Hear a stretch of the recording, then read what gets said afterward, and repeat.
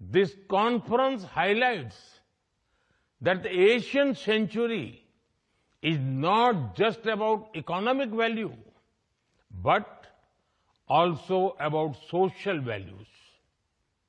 The teachings of Bhagavan Buddha can guide the world in creating a peaceful and progressive era.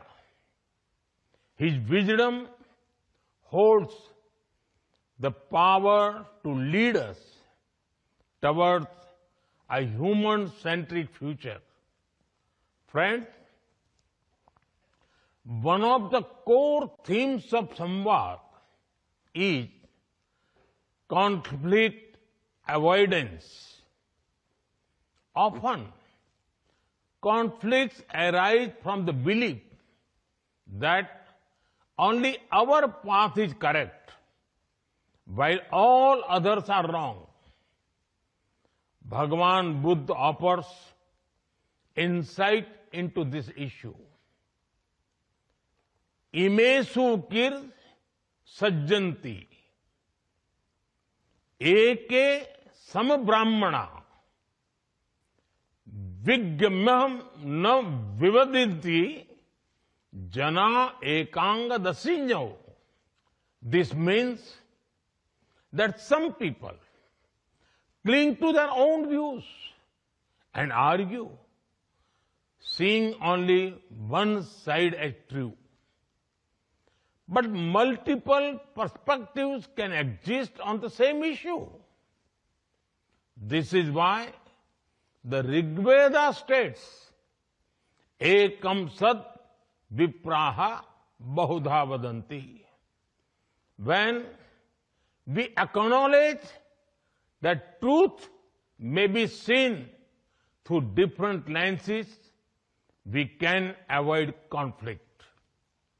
Friends, another cause of conflict is perceiving others as fundamentally different from ourselves. Differences lead to distance, and distance can turn into discord.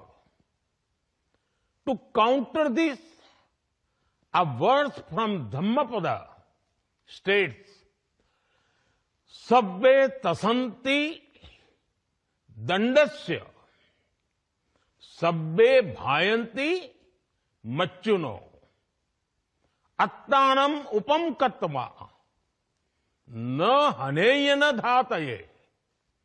This means that everyone fears pain and death. By recognizing others as similar to ourselves, we can ensure that no harm or violence occurs. If these words are followed, conflict can be avoided. Friends, many of the world's issues stem from taking extreme positions rather than a balanced approach. Extreme views lead to conflicts, environmental crises, and even stress-related health problems. The solutions to such challenges lies in the teachings of Bhagavan Buddha. He urged us to follow the middle path and avoid extremes. The principle of moderation remains relevant today and offers guidance in addressing global challenges. Friends, today, conflicts extend beyond people and nations.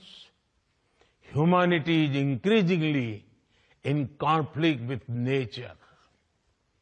This has led to an environmental crisis that threatens our planet. The answer to this challenge lies in the shared traditions of Asia, rooted in the principle of Dhamma.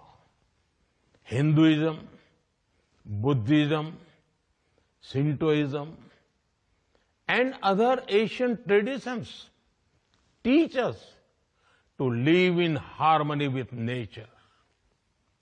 We do not see ourselves as separate from nature, but as a part of it. We believe in the concept of trusteeship, and as advocated by Mahatma Gandhi. When using natural resources for progress today, we must also consider our responsibility to future generations. This approach ensures that resources are used for growth, not greed.